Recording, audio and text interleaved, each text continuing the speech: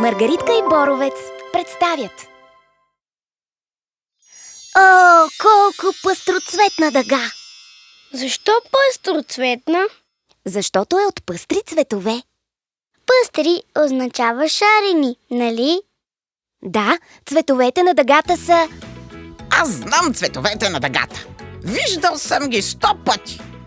Кафяво, като портокал. Манки! Портокалът е оранжев. Синьо, като трева. Тревата е зелена, Мънки. Въобще не знаеш цветовете. Трябва ти цветната песничка. Име има всеки цвят, ти дали го знаеш? Хайде цветната игра с нас да поиграеш. Розов, жълт, лилав и син, цветовете днес редим.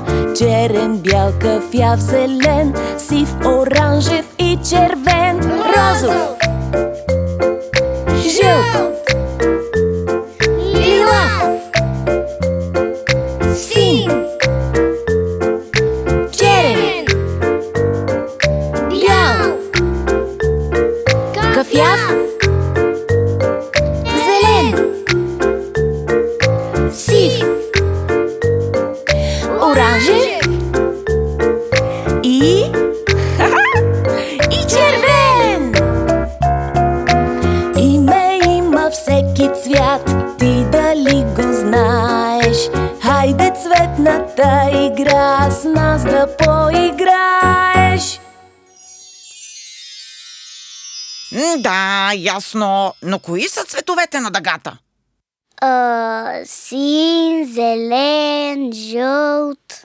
И червен, и оранжев. Мога да ви науча на вълшебното изречение на дъгата.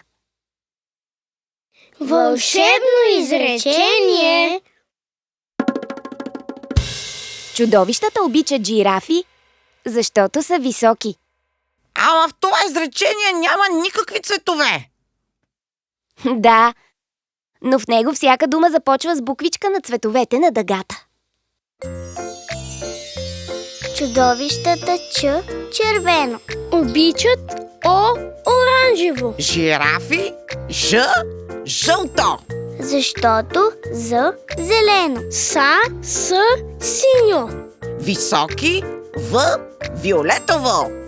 Чудовищата обичат жирафи, защото са високи.